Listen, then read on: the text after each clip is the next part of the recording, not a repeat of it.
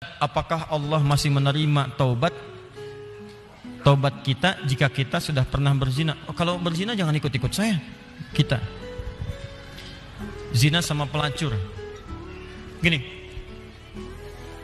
kalau Anda masih punya kesempatan bernyawa dan belum sampai nyawa itu ke kerongkongan, maka taubat itu sangat terbuka bagi Anda. Kecuali kalau nyawa sudah sampai ke kerongkongan, segera kembali. Bahkan ada ayat yang khusus diturunkan untuk pertanyaan Anda ini. Ayatnya ayat ke-53, surahnya surah ke-39. Ayat itu diturunkan untuk menjawab seseorang yang terlibat dengan pertanyaan Anda seperti ini dan dia mau tobat. Maka Allah turunkan ayat kuliah, ibadiyalladzina asrafu ala anfusihim la taqnatu min rahmatillah. Katakan Muhammad pada hamba-hambaku yang telah berbuat israf. Di antara israfnya mengerjakan perbuatan dosa besar. Dosa besar di antaranya zina. Ketika dikerjakan seperti itu dia mau tobat. Kata Allah, ayo tobat, jangan putus asa dari rahmat Allah Subhanahu wa taala. Kenapa ada kalimat jangan putus asa? Karena orang kalau berbuat dosa besar, setannya lebih mudah menjerumuskan dia. Karena akan dibuat kalimat-kalimat dalam dirinya seakan-akan mencegah dia untuk bertobat. Sudah, dosa kamu berbuat sudah begitu besar, gak ada kesempatan untuk bertobat lagi. Sudah, kamu sudah terlanjur basah, berenang sekalian, tinggalkan perbuatan yang ini. Kamu medannya di sini, kamu dunianya di sini. Kata Allah, itu semua tidak benar. Saya itu adalah Tuhan rahmat, bukan Tuhan ghadab. Rahmat saya melebihi ghadab yang ada dalam diri saya. Maka rahmat itu manfaatkan. Tobat. Ayo tobat. Saya katakan, jangankan Anda, pelacurnya pun. Maaf ya, duhai perempuan-perempuan dimanapun Anda berada, yang terjebak dalam pengaruh setan untuk menjajakkan dirinya, sehingga disebut dengan pelacur. Maaf, saya tidak ingin memperindah bahasa ini. Saya tegaskan pada Anda ya, kalau maksiat itu istilahnya jangan dibikin sopan. Kalau dibikin sopan nanti bangga tampilannya. Maaf, koruptor maling. Ketika dibuat koruptor, dipakein jaket kuning, cuma pakai jaket, masya Allah, enak banget senyum-senyum bawa tas. Kontingen koruptor Indonesia bawa tas, senyum, foto-foto, bilang maling. Samakan dengan ayam. Kenapa orang pencuri ayam disebut maling? Pencuri uang ratusan miliar triliun disebut dengan koruptor. Walaupun mungkin maknanya berbeda, tapi kalimatnya diperindah. Maaf, perempuan menjajakan diri di malam hari jangan disebut kupu-kupu, nggak ada hubungan. Kupu-kupu aja nggak begitu. Ya, sebut aja dengan bahasa yang menjijikkan itu sehingga orang menjauhinya. Pelacur, selesai. Laki-lakinya apa? Jangan dipersempit. Buaya aja nggak begitu. Udah sebut aja misalnya pria jahat, pria buruk, pria pezina, selesai. Tuh pria pezina tuh, bukan itu hidung belang, hidungnya sama, nggak belang dia. Katakan pezina. Begitu disebut pezina, dia akan menjauhi perbuatan itu. Ayo tempat-tempat zina, sebut aja begitu. Ya, jangan disebut dengan kalimat-kalimat yang indah. Begitu disebut dengan kalimat yang indah, seakan-akan perbuatan itu menjadi baik. Teruskan. Pernah dengar tentang hadis ini? Seorang pelacur memberikan air minuman kepada seekor anjing. Ketika diberikan itu tiba-tiba keluar firman-Nya, dengan segala keikhlasannya dia masuk ke dalam surga. Pernah dengar hadis itu? Jangan salah baca. Kalau salah baca nanti, jadi pelacur aja bisa masuk surga. Cukup cari anjing aja, anjing kasih minum surga. Kalau seperti itu enak banget. Bukan, cara bacanya adalah ketika dia memberi minuman itu, dia sadar dengan dirinya.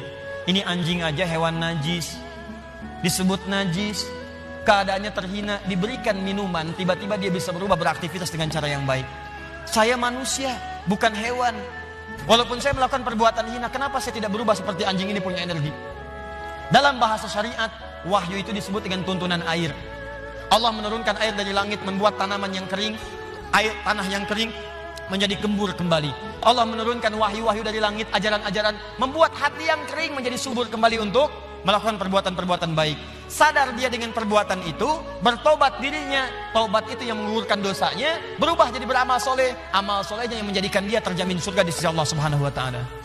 Pelacur, tobat, masuk surga. Pembunuh 100 orang, tobat, masuk surga. Maka saya ajak orang yang pernah berbuat perbuatan semacam ini, ayo tobat. Ada kesempatan. Dan jangan ditampakkan. Maksiat yang tampak hanya mengundang bencana. Ini sekarang ini sudah banyak nih. Saya perhatikan orang bangga berbuat maksiat. Awas, hati-hati. Homoseksual, lesbian, LGBT, macam-macam sudah bangga. Bikin kontes, bikin macam-macam. Ngundang musibah tuh. ngundang musibah. Dan kita doakan, kita ajak mereka dakwahi dengan lembut supaya meninggalkan perbuatan-perbuatannya. Doakan Pak, dalam malam kesempatan hari doa, istighfar. Karena istighfar itu diantaranya bisa menahan murka Allah Subhanahu Wa Taala. Wa ma kana Allahu liyu'adzibahum wa anta fihim. Muhammad, sepanjang kamu hidup mereka tidak akan pernah saya azab. Kalimatnya fiil. Tapi ketika nabinya meninggal, wa ma kana Allahu mu'adzibahum wa hum yastaghfirun. Kenapa yang pertama kata kerja, yang kedua kata benda? Pertama kata kerja karena di zaman Nabi setelah masuk Islam jarang orang berbuat maksiat. Setelah nabinya meninggal berubah jadi kata benda, orangnya banyak bermaksiat. Tapi kenapa azab ditahan oleh Allah? Ada kalimat di ujungnya wahum yastaghfirun, karena ada orang-orang yang masih istighfar kepada Allah Subhanahu Wa Taala. Kita berdoa malam. Ya, bikin programnya. Saya kemarin ke Padang berapa waktu lalu, wali kota Padang punya program Padang bebas maksiat. Saya kira ayo Kabupaten Bandung, ya Kabupaten Bandung bebas maksiat. Anda berdoa, dakwahi, tampakkan kebaikan. Ayo mulai sekarang yang ngaji dengan saya minta komitmennya. Kalau Anda pegawai berangkat ke kantor, perilaku yang baik, tunjukkan nilai keislaman, jujur dalam bekerja, jangan takut. Anda tidak akan kehilangan rezeki.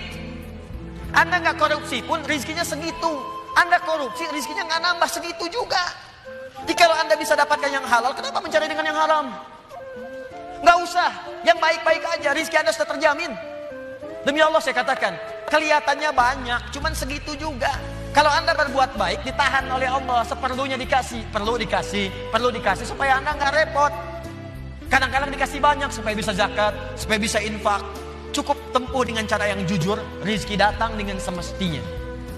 Ayo Anda yang bekerja di birokrasi, di diplomasi, jujur aja udah. Tunjukkan nilai keislaman.